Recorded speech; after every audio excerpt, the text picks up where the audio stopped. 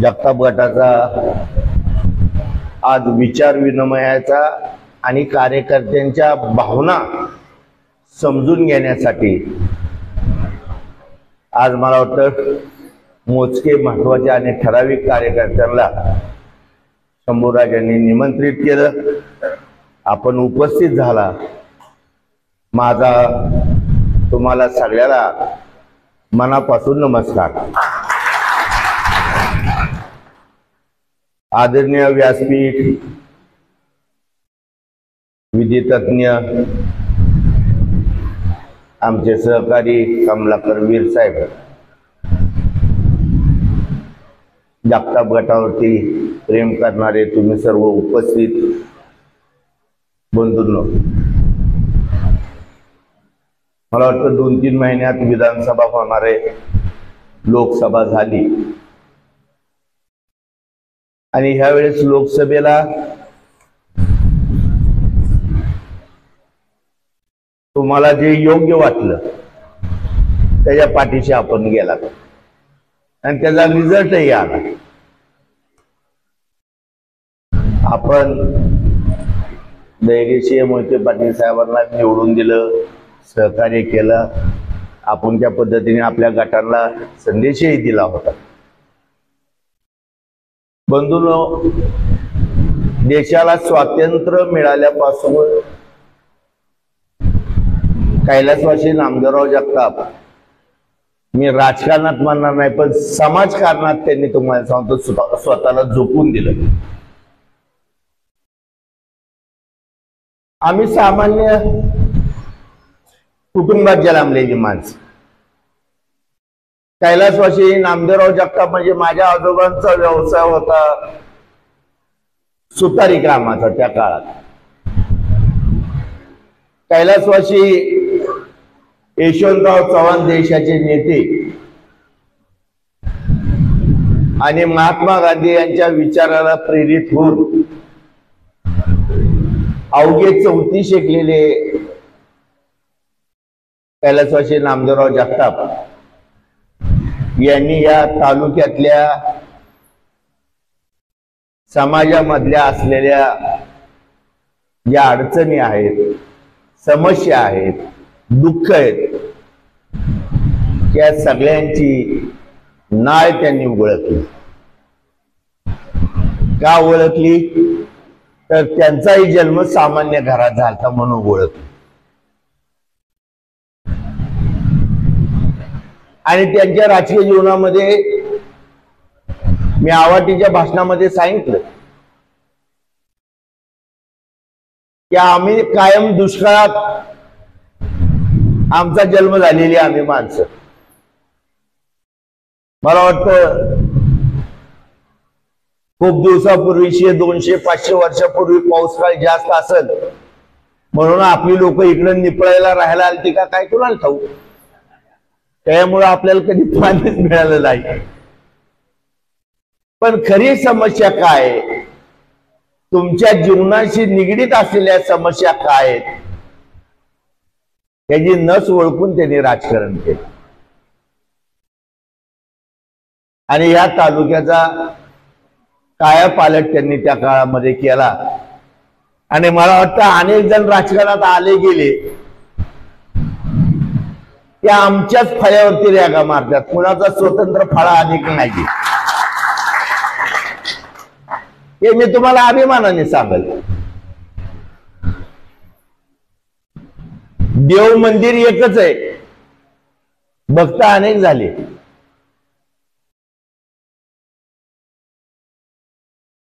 तसं आमचं मंदिर जगतापांचं एकच आहे, आमचं होलसेल दुकान एकच आहे, पालाचं बाजारी आम्ही दुकान मांडलेलं नाही।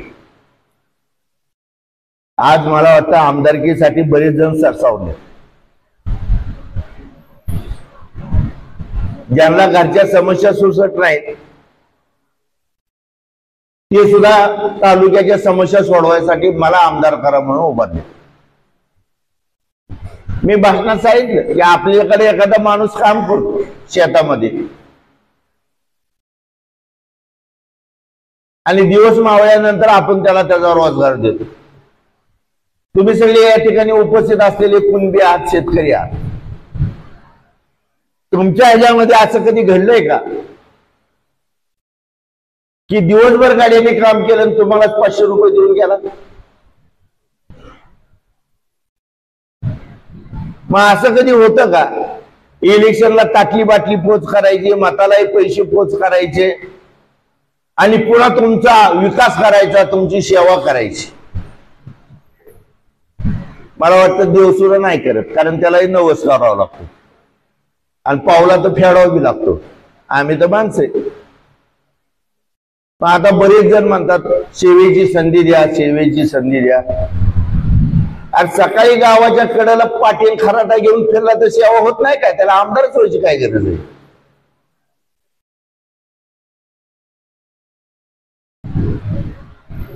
लवकर मोठं व्हायचा शॉर्टकटचा मार्ग म्हणजे तुम्हाला सांगतो आता धंदा राजकारणाचा झालेला आहे. आणि हे मी सांगण्यापेक्षा तुम्ही डोळे असून आंधळे नाहीत, कान असून बहिरे नाहीत, किंवा तोंड असून तुम्ही मुके नाहीत, तुम्हाला हे सगळे माहिती. पण लाचारीचं प्रमाण बंधूंनो जास्त वाढलं, स्वाभिमान कमी झाला. आज दुसऱ्याला दोष देणं किंवा काही गुन्हेगार काढणं हे मला योग्य वाटत नाही. एक लक्षात घ्या की ज्यावेळेस आपण दुसऱ्याकडे एक बोट करतो त्यावेळेस 3 बोट आपल्याकडे असतात.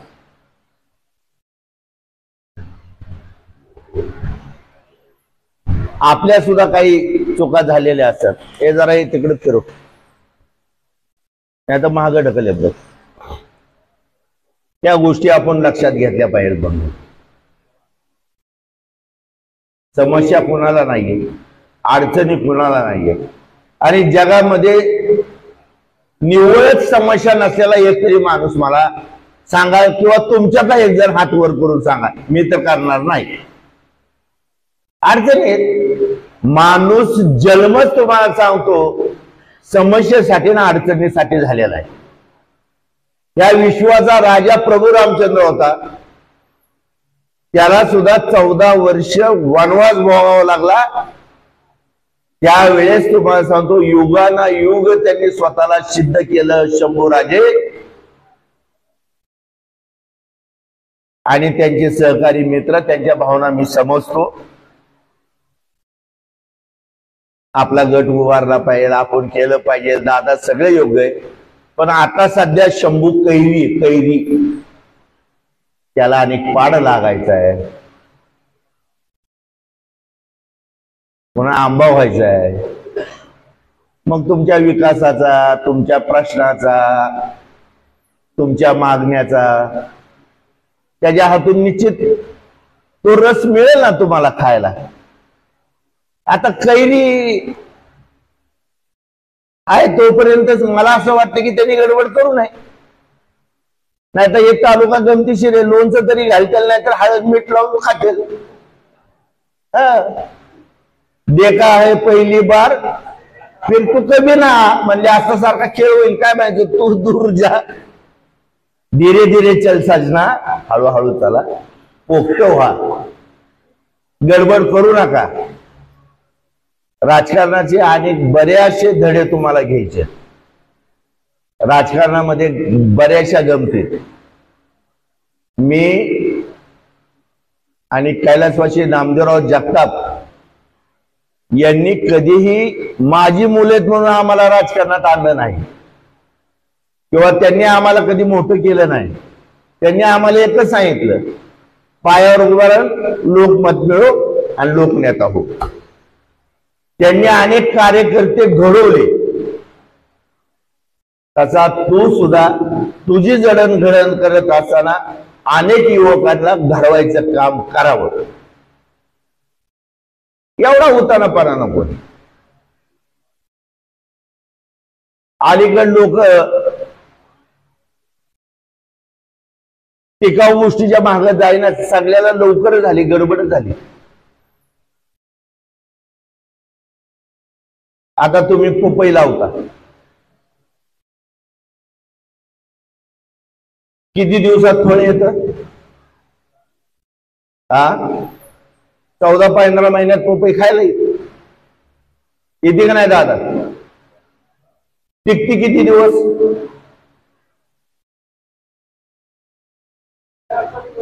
4-5 दिवस लय झाले.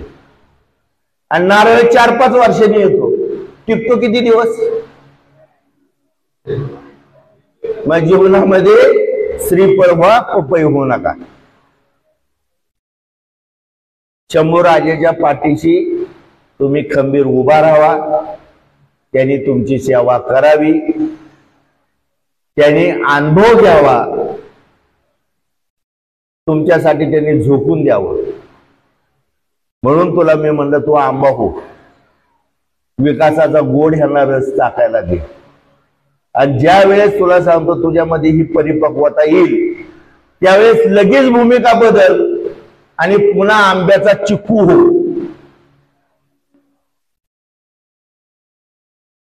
का मी तुला असं म्हणतोय? चिकू सुद्धा फळ गोड आहे दादा, पण ज्या वेळेस तुम्हाला सांगतो आपण चिकू फोडतो त्यातलं बी कधी चिकूला बरबाटलेलं नसतं, ते सहज सटदिशी बाजूला निघतं. ही जग आहे. आंबा सोडून राहतील तर कातड वरबाटत्याल, रस वरबाटत्याल आणि पुन्हा कुई धुवून खाऊन उकांड्यावर टाकून देत्याल. त्याच्यामुळं आंबा हो, पण नंतर भूमिका चिकूची ठेव की मोह मायात कायमस्वरूपी तुला सांगतो आशा मला मानलंच पाहिजे, मी मोठा झालोच पाहिजे, काय नाही, मजात जगायचं.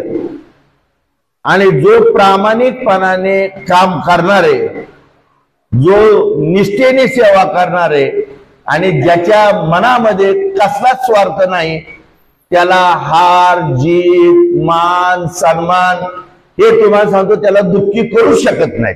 त्याचं उदाहरण मी आहे, करू शकत नाही. असो नसो, आणि आम्ही तेवढं पथ्य पाळले, आम्ही तेवढं सांभाळले जात. जीवनामध्ये स्वतःला सिद्ध करायला एवढं सोपं नसतं. आणि बाप नावाच्या बाप दादाच्या जीवावर कधीच स्वतःला सिद्ध करायचं नाही, स्वतःच्या कर्तृत्वावर सिद्ध करायचं, म्हणजे तू कायमस्वरूपी टिकशील. आता मी काही युवकांच्या भावना जाणल्या किंवा शंभूला उभा केलं पाहिजे, ठीक आहे, त्या तुमच्या भावना आहेत, मी त्याची कदर करतो, ते प्रेम आहे तुमचं. पण बंधूंनो, मला असं वाटतं आणि शंभूला खांदा पडलेला नाही. आता इथं जुनी माणसं आहेत, पूर्वी आम्ही बैलावर शेती करायचो, आता ट्रॅक्टरवर करतात. नवीन पोरांना माहिती का नाही माहिती. पहिलं खोंड झुपलं की त्याला खांदा पडूसर तुम्हाला सांगतो लोक हे करायचे. पाटील खरे खोटे त्या काळामध्ये. आणि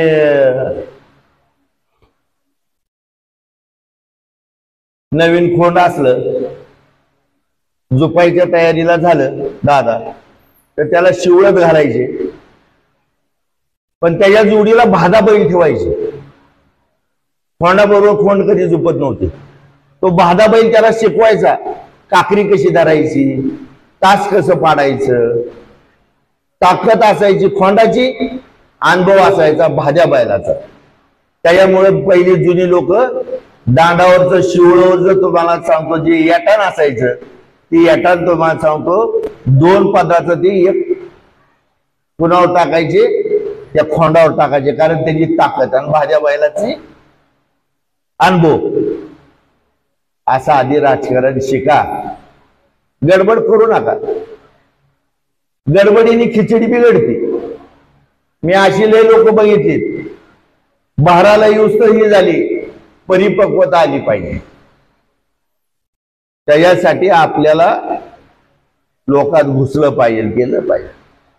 बऱ्याचशा लोकांची आता मला वाटतं सागर म्हणला असेल, बरेचसे काही लोक म्हणले की आमच्यावर अन्याय होतो, अडचणी निर्माण होतात. काही तो काळ असतो, पिरियड असतो. म्हणून मी मागे सांगितलं की देवाला सुद्धा वनवास भोगावा लागला आणि त्याला देव पण घडलं. श्रीकृष्णांना सुद्धा जेलमध्ये जन्म झाला, नंदाच्या घरी गुरं राखावं लागली, तेव्हा आज ते परमेश्वर म्हणून तुम्हाला सांगतो तो अवतार तर परमेश्वर आहे, ते वासुदेव आहे. आज आम्ही त्यांची भक्ती करतो. गडबड करू नका, शांततेत जा. तू एकटा आहेस, तुझ्या मागं बहीण नाहीये, तुझी बहीण नांदाय गेली बाळा, तू एकटा आहे. त्याच्यामुळं तुला बहीण असली असती तर बहीण भावंडांनी मिळून तालुक्याचा याडा हाणला असता.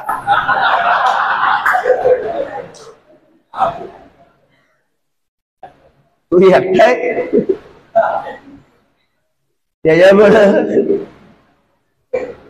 तुला जोडीला ठीक आहे, आम्ही काय संस्था बंद पाडणार नाही किंवा खाणार नाही किंवा काय नाही, आपलं जाऊ दे, मी थोडस मजा केली. तू एकटा का असणार, पण लोकाला तुला सांगतो तुझ्या एकट्याचाच आधार असा वाटला पाहिजे की एक शंभू आमच्या पाठीशी उभा आहे म्हणजे अख्खा तालुका माझ्या मागे उभा आहे. हा विश्वास कार्यकर्त्याच्या अंतःकरणात निर्माण करण्याचं काम तुला करायचंय. त्याच्यामुळं आताच उतावळ व्हायचं नाही.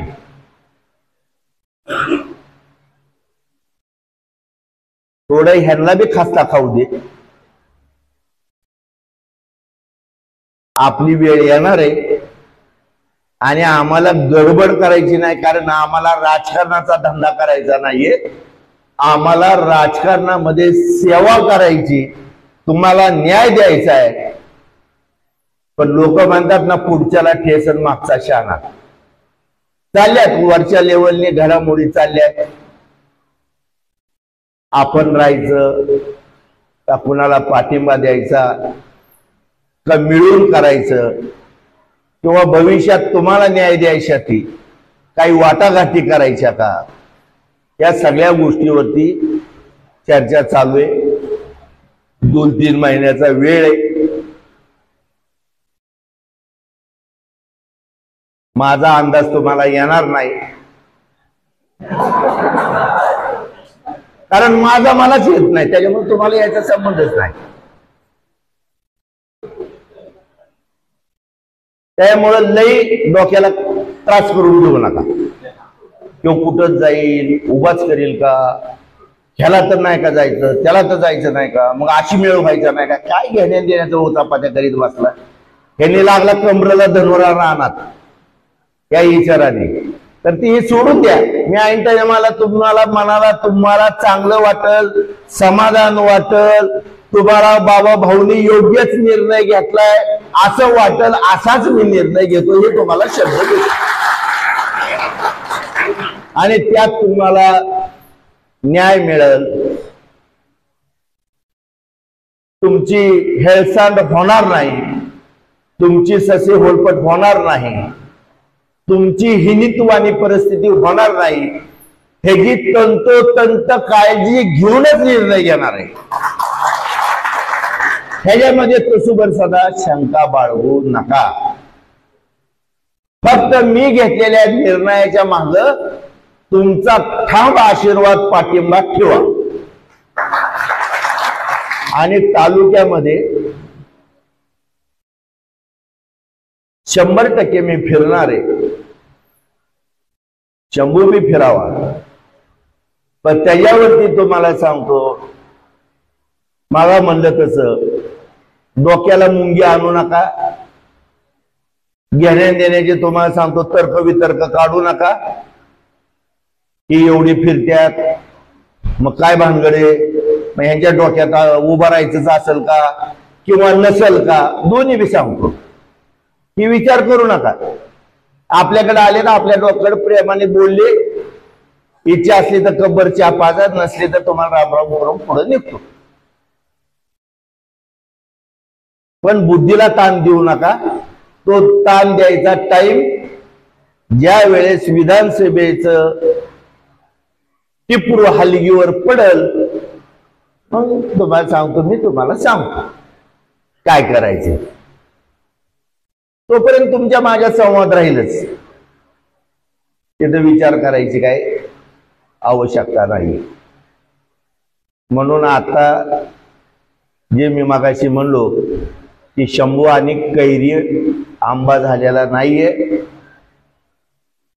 ज्यावेळेस आंबा होईल त्यावेळेस त्याच्या सेवेचा, विकासाचा, तुमच्या अडी अडचणीचा रस पान त्यांनी करावा आणि तुम्हाला तृप्त करावं त्यासाठी मी त्याला तयार करतोय.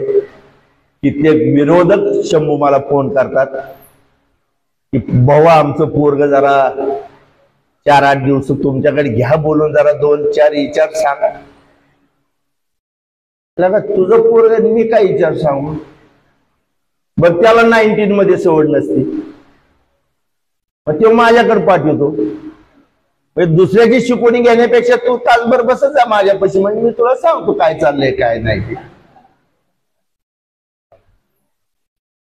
कारण मी ह्यातनं गेलेलो आहे. बरं आता नुसतं मी मास्टर राहिलेलं नाहीये दादा, मी हेडमास्टर झालोय आणि किंवा भविष्यात कुलगुरू आहे असं समजा. मी सगळ्याच्या नसा ओळखतो, मी चेहऱ्यावर ओळखतो, त्याच्या मनात काय काय नाही.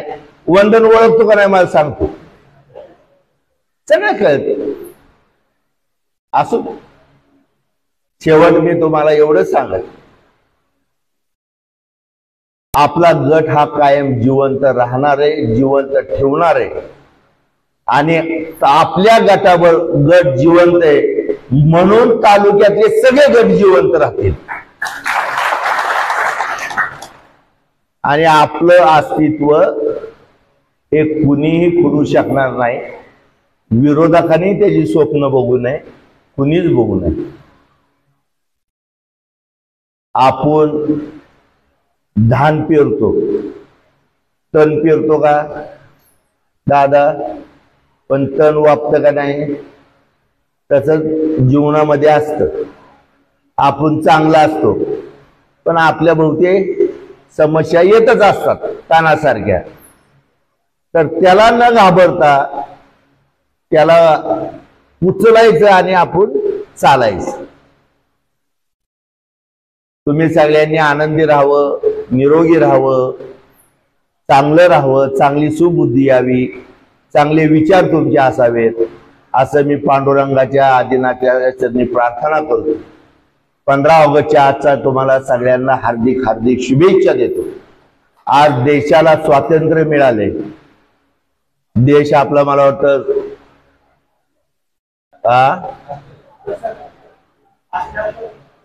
78वा स्वातंत्र्य दिन आहे. पण आज सगळ्यात मला वाटत नाही की तुम्ही स्वतःला समजताय आम्ही स्वातंत्र्यात आहे म्हणून. कोण कुठं ना कुठं गुंतलेलाच आहे. देश स्वातंत्र्य झाला पण मानसिक तुम्ही अनेक स्वातंत्र्यात नाही. तर तुम्ही स्वातंत्र्यात व्हा.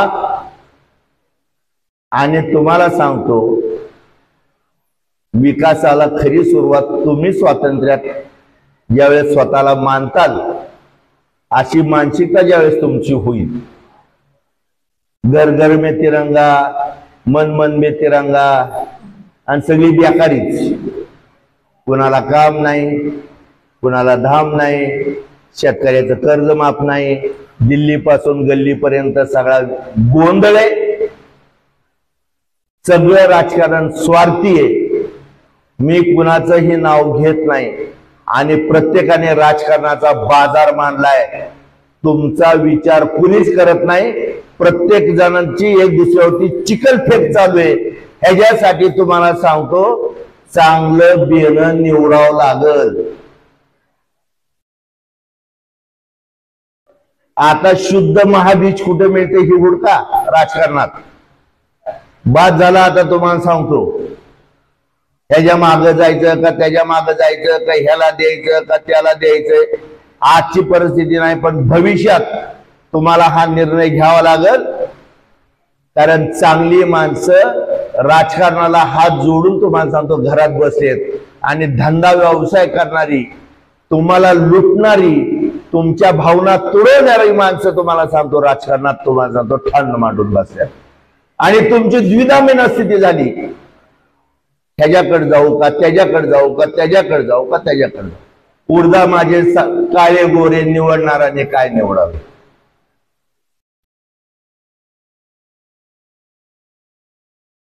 गावाच्या कडेला पहिले हागणदारी असायची बघा, आणि त्यातनं रस्ता असायचा आपल्या रानात जायला. मग त्यातनं रस्ता कसा काढायचो आपण, अशी उडी मार तशी उडी मार तशी उडी मार तशी, पाय भरून देत होतो का, आणि मग चांगल्या रस्त्याला लागत होतो. आता राजकारण म्हणजे असली हागणदारी झाली, उड्या मारत उड्या मारत उड्या मारत चांगला नेता हुडका, नाहीतर पाय बी भरल, हात बी भरल आणि तोंड बी भरल, पडल्यावर काय होईल, आणि कुणी तुमचं वाली राहणार नाही. उद्या वारेमाप पैसा वाटला जाणार आहे, वारेमाप आमिष वाटली जाणार आहेत, वारेमाप तुम्हाला सांगतो शब्द दिले जाणार आहेत. हे सगळं तुम्हाला सांगतो तुमच्या भविष्यातलं विषय. तर आता मी सांगतो बंधूंनो, त्या तालुक्यात बाकीच्या काय भानगडीत पडू नका. जयवंतराव जगतापाचं तणनाशक सगळ्यात भारी.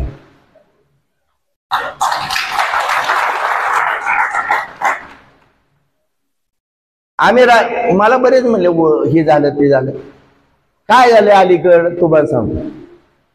ग्रामपंचायत लागली, पॅनल उभा करायचा, पंचायत समिती लागली, जिल्हा परिषद लागली, कार्यकर्त्याचा मेळावा घातला, कार्यकर्ते आले, भाऊ कुणी बी द्या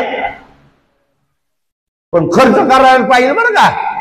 पहिली अट, त्याने चांगलं काम करायला पाहिजे, लोकांशी निगडीत राहिलं पाहिजे, 5 वर्ष तुम्हाला सांगतो कुठलाही भ्रष्टाचार केला नाही पाहिजे, अशी एकाची मागणी नसते. पुढचा लय खर्च काय बरं का, खर्च करणारा पाहिजे ही अशी मागणी जर तुमची असेल ना का, गाडावर 40,000 मिळतंय, 500 रुपयाला एकताय तुम्ही, कोंबडी सुद्धा अभिमानाने थोडा का तुझ्यापेक्षा माझी किंमत जास्त आहे, असा खेळ झालाय बदलून. अरे या जगतापांचा तुम्हाला सांगतो सोलापूरात आम्हाला कुणी आमच्या एवढी नैतिकता कोणत्याच पुढाऱ्याकडे नाहीये, कुठल्याच पुढाऱ्याकडे नाहीये. तेवढ्या नैतिकतेने बोलतो. कोणी दाखवा आम्हाला ज्वारी एवढा जरी भ्रष्टाचाराचा काळा डाग असेल. सगळा शेण खायचाच बाजार झाला. ठेकेदार, गुत्तेदार, आमखे तमखे, आणि त्यांनी प्रचाराला यायचं तुमचं. त्यांचं आहे काळजी करतो बी हाय ना तो, जा घरी 1500 गेला शेव 10 दुसऱ्या दिवशी लागला त्याच्या महाराज करायला. आशाने विकास व्हायचा का, आशाने पाणी यायचंय का. पोरगी 1, नवरं 4, रिटेवाडी 1, पुढारी 4, मी आणली मी आणली मी आणली मी आणली. उद्या तुमच्या वावराला सुद्धा त्यांनी म्हणू नये आमचंय आमचंय आमचंय म्हणून भिजणाराचे. काय गमतीशीर गोष्टी चालली आहे. जरा डोकं चालवा. एक चांगलं घराणं होतं दादा, त्यांच्या घरात एक मुलगा होता, तो 5 वर्षाचा झाला. पण त्याला एक घाण सवय होती. त्या मुलाला काय घाण सवय होती,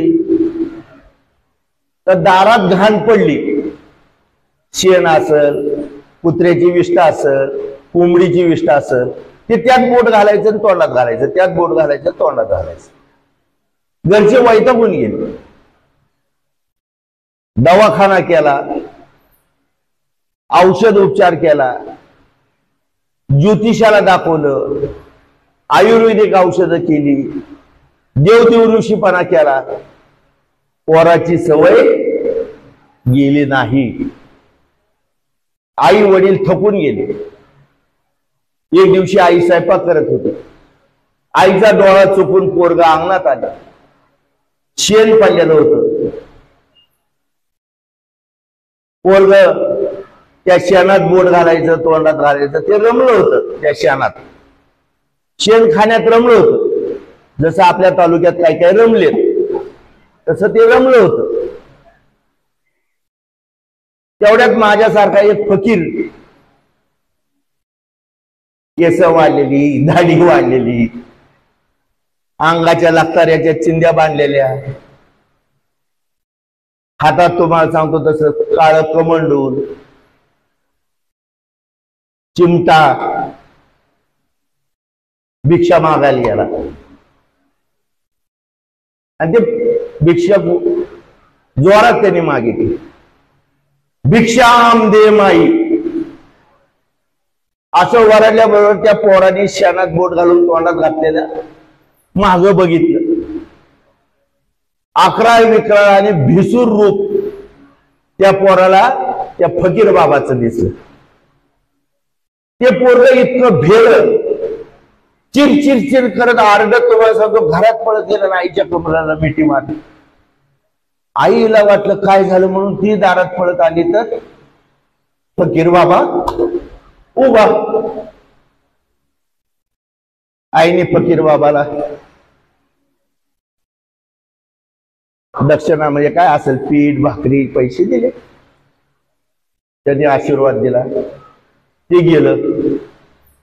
पोरग एका कोपऱ्यात घेऊन थरथर थरथर थरथर कापून कोपऱ्यात बसलो.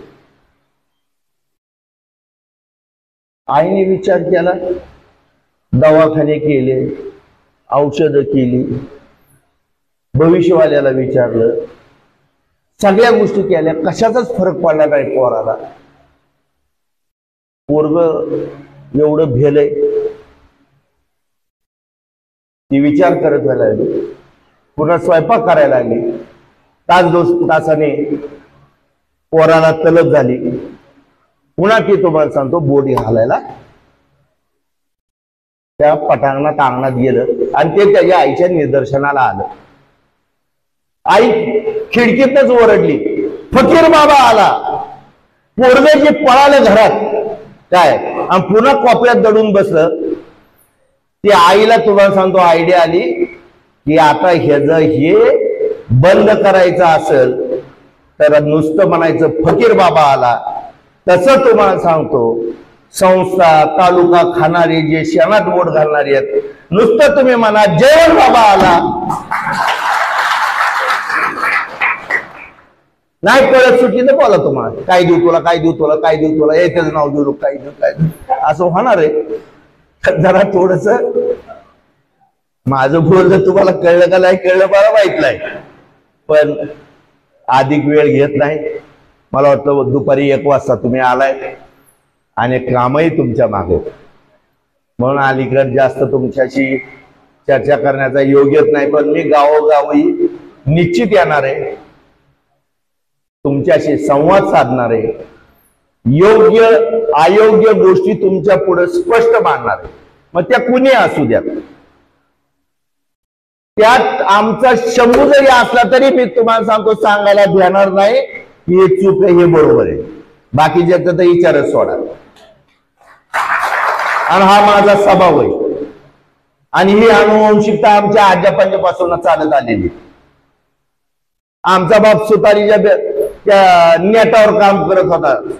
सुताराच्या दारात ती नेट असतं का लाकडाला टच द्यायसाठी, अहो सुताराच्या नेटावरून तुम्हाला सांगतो मुंबईच्या बेटावर गेला आमचा बाप खऱ्या वागण्यामुळे. त्याचा मुलगा आहे मी आणि त्याचा नातू तू, हे लक्षात ठेव. जनतेची सेवा कर. आणि आता जेवढे युवक आहेत सगळे आहेत, सगळ्यात महत्वाची गोष्ट एक ठेव, हे बघ तुला सांगतो, शब्द दिला ना तर तो कडाला लावायचा. तसं 5 वर्ष चांगलं नांद, त्यांचा विश्वास संपादन कर आणि तुझ्या बरोबर ती तुला सांगतो कोण टिकतंय कोण हे होते ह्यांची टिप्पणी ठेवा. गावागावात हे चालतंय. कुठल्याही कार्यकर्त्यांनी असं समजायचं काही कारण नाहीये की हा मला आडवा येतोय तो मला आडवा येतोय. कोणी कुणाला आडवं येत नाही. आपल्या वैयक्तिक कामाला आपण कुठल्या गोष्टीचा विचार करतो का? बरं, राजकारणातच ह्या गोष्टी का करता? अहो, तुमचा जर व्यवसाय चांगला असेल, तुमचा हातखंडा चांगला असेल,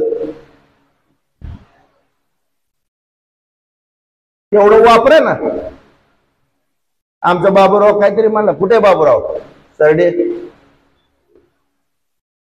त्रास व्हायचा कोण आडवं येत गडीला का आपण. तुझ्या माहितीसाठी सांगतो,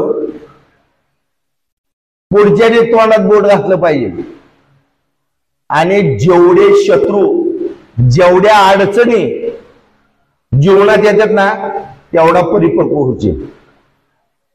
हिरीत काय पोहतो, धरणात पोह, दम वाढल, दम वाढल. जेवढे स्पीड ब्रेकर येतील तेवढं तुला कळेल बॅलन्स कसा सांभाळायचा आणि ह्याला कसं ओव्हरटेक करायचं. मी माझ्या जीवनात केलंय. असं राहावा, खडाचा आला खड्डाचा आला आणि मग असंच झालं. मग काय गादीवर राजकारण होतं काय? जवळ बसून होत. बोटाची नख जिजवावं लागतात तेव्हा लोक पुढारी काढतात तुम्हाला. हे लक्षात घ्या आणि चांगलं डोकं चालवा, चांगल्या पद्धतीने काम करा. माझा एक मित्र होता, हाटकर समाजाचा घोंगडी तयार करणारा दादा. तो घोंगड्या तयार करून बाजारात विकायचा. त्याच्या भाऊकी त्याचा एक चुलत भाऊ होता, तो वारला. त्याचं पोरग कर्तृत्वाला आलत. पण त्याची आई म्हणायची ह्याला बी घेऊन जा आणि शेजारी शेजारी दुकानं लावा. आता तो जुना होता, तो जुना होता. गिराईक त्याच्याकडे जात जायचे. ह्याच्या गोंबड्या जरा कमी खपायच्या नागाशेठ. मग संध्याकाळी बाजार झाल्यावरती ते घरी गेल्यावरती ती भाऊज येते, त्याची चुलती कुरकुर करायची, तुझ्या जास्त खपत्यात, आमच्या पोराच्या का खपत नाही, तुझ्या जवळ बसलेला असतो, तूच गिराईक ओढतो. मला आता त्याला कळत नाही धंदा कसा करायचा, तर मी काय करू, मग तू इकून दे. ठीक आहे, मी इकून देतो. त्या पोराच्या घोंगड्या तो त्याच्याजवळ विकायला ठेवायचा. त्याच्या घोंगड्याच्या घड्या घालायचा आणि बाजूला ठेवायचा गट्टा. गिरायक यायचं, गुंगडी दाखवायचं. गुंगडी बघत असताना गिरायक त्या गट्ट्याकडे बघायचं आणि ते म्हणायचं त्या कसल्या, ते म्हणायचं त्या दिलेल्या, त्या दिलेल्या. मग त्या पुढच्या घोंगड्या सोडून ती गिरायक म्हणायचं ती बघू. मग ते गिरायक बघायचं, ह्यातली द्या की आम्हाला. त्याला वाटायचं बाजून ठेवली म्हणजे पेशल आहे काय.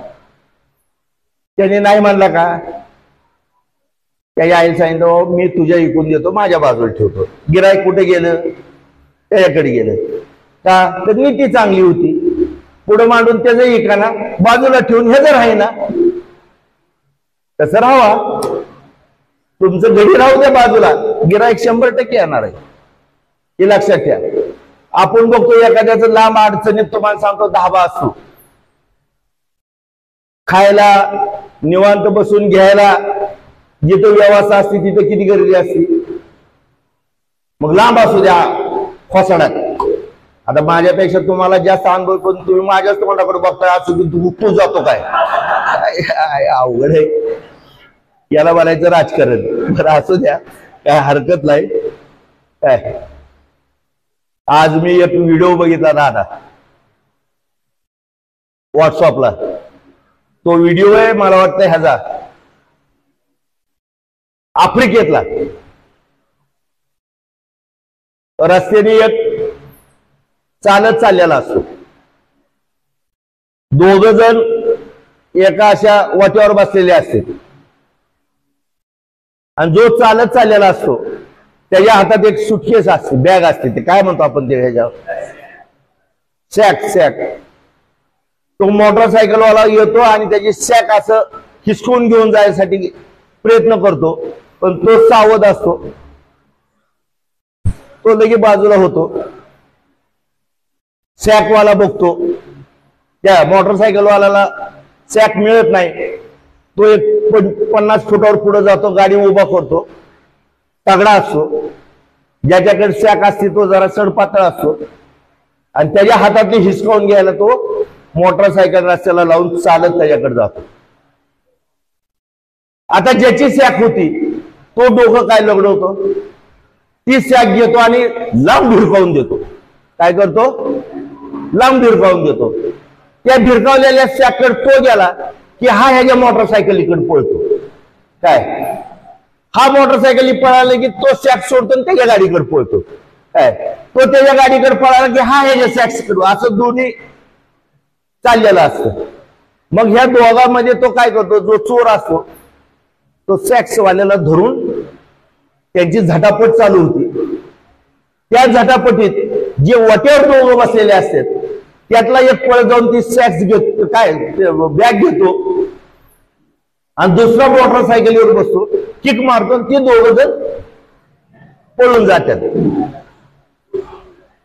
आणि त्याच्यातले आता ही असं राजकारण चाललंय का नाही चाललंय, तर मग हे लक्षात घ्या. नागेश, तुझ्याकडे तुम्ही व्हिडिओ आहे का, ढेरे कुठे गेला आहे का, जरा ग्रुपला दे पाठवून सगळ्याला, म्हणजे माझं उदाहरण त्यांच्या लक्षात येईल. हा, भाऊने मांडलेलं हीच आहे, मला एवढं सांगता येणार नाही.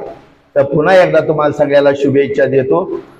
आणि जोही निर्णय घ्यायचा आहे तो तुमच्या बरोबर ती चर्चा करणार, विचार विनिमय करणार, तुम्हाला बोलून घेणार, कसं ठरलंय हे सांगणार, किंवा तुम्ही जसं म्हणताय तसा निर्णय घेणार. फक्त आता थोडं दिवस शांत राहावा.